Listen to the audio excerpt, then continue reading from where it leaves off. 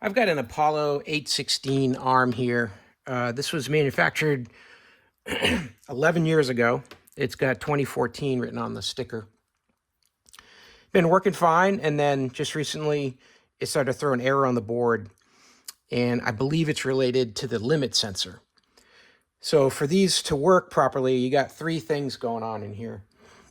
You got the motor itself. It's got power in red and negative in black. That's it. That's all that's going to the motor. The control board will reverse the polarity for this to take the motor going clockwise or counterclockwise, depending on whether you want the arm to go in or out. That's all the motor does. This is like a cycle counter here. It's got the blue cable and the brown, and then a common, and those translate into the yellow and the blue into the cord that goes into your control box. So for the Apollo boards that track the cycles, these two would be catching that from this sensor here. It's a little solenoid thing right there. Then you've got your stops. So these are your magnetic limits of the throughput of the arm. So this motor won't know when it's at the end of the screw. The screw looks like this, and you don't want it to continue to try to turn when we've hit the end of the screw. So we want the motor to be able to stop ahead of that happening so there's no force jamming onto it. So these are magnetic, meaning there's a little brass, let's see if we can zoom in, little brass block there in the center with a magnet in it. You see how my screwdriver is stuck to that? That's a little magnet inside the brass block. Now that brass block is in between these two rails, and it's on a screw. You just see that screw right there. So as the main screw goes in and out of the arm here, it's also turning this screw here in the back because they're rigidly connected. And as this motor's turning in whatever direction, it's turning that screw in the same direction, and it's causing that brass box to slide this way or this way. So it's going to slide this way in order to retract the arms. And when it retracts the arms on a pull scenario, it opens the gate. And when you push the arms out, you extend the arms, it goes the other way. And this is the limit for when the gate is closed, when the arms are fully extended. This is on a pull to open gate, which is most common. So what happens is when that brass box gets in front of one of these two sensors, this is a sensor, it's got a common and it's got a power line to it. This little piece here has got some metal contact that senses that this magnet has arrived, and it says, stop, we're open. And when it goes this way, it says, stop, we're closed.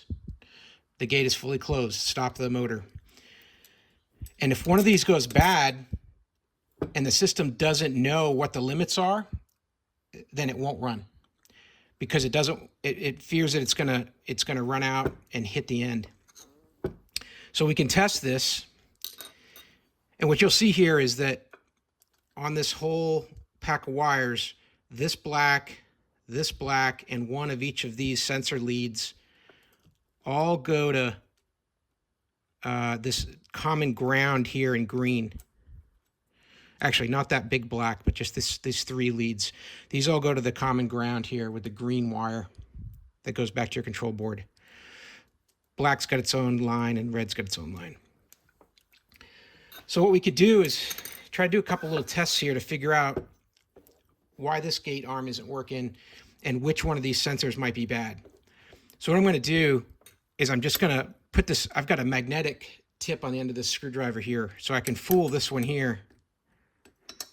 So it'll think that that limit's already hit it, and we'll go look at the control box and see if it'll move from the current position that it's in.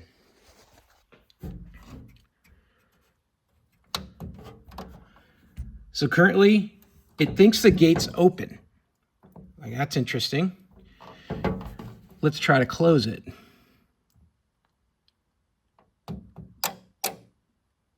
Doesn't want to work. Let's try that again. Still not working. Won't close. It thinks it's open because that magnet is touching on this open limit. So let's take the magnet off because the real magnet is away from it. And let's see what that sensor says now. Lo and behold, it says that we are closed. Get that glare out of there. It says we're closed.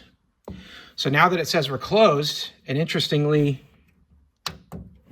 we got a red light up here, not a green one, and we got gate close indicated. Well, if it thinks it's closed, let's try to open it.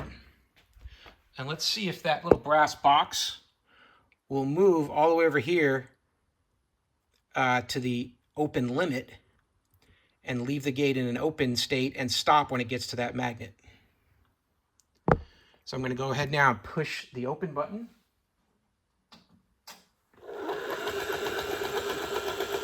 You can see the brass piece traversing over.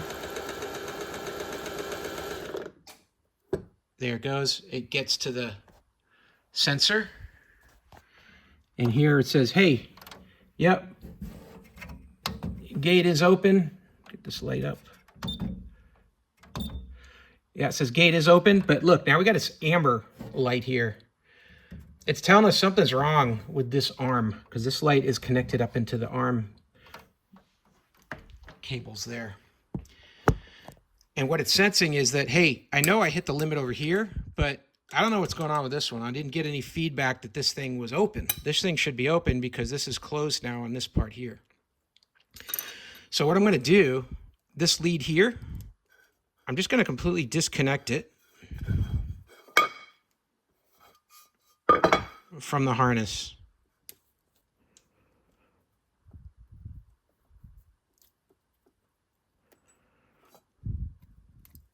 Because I'm sensing that this sensor here is bad. And when I think it's bad, what I think it's telling me is it's sending a, hey, the magnet's on me setting. I think that's what it's sending. So now I've just removed it. So now it's saying, hey, I got an open connection. There's no magnet here, which is reality right now. And now let's take a look at the control board. Well, look at that. Now we got a green light at the top. It thinks that top sensor is working just fine. And it thinks the gate's open, which it is. So now we should be able to close it. We got a green light. We got the gate in the open scenario, which is where it's at. It's where it's positioned. And we should be able to close it, and it should run the brass box the other way, all the way over to the close limit. But what's going to happen is this close limit isn't working, and it's going to go right past it, and it's going to bottom out and cause a problem. I'll try to stop it before it does that. So let's go ahead and hit close. And here it comes. We're trying to close. We think this sensor's good. We think this sensor will stop us when we get there, but it's not going to do that. So I'm going to go ahead and stop the motor now. And the gate stopped. So the problem here in this scenario is this is bad. This little sensor here is bad. And I'm going to try to get a replacement for that and see if we can't get this arm up and going again. Hey, I hope that helped to learn a little bit more about limits on your nice Apollo 816 actuator arms. Have a great day.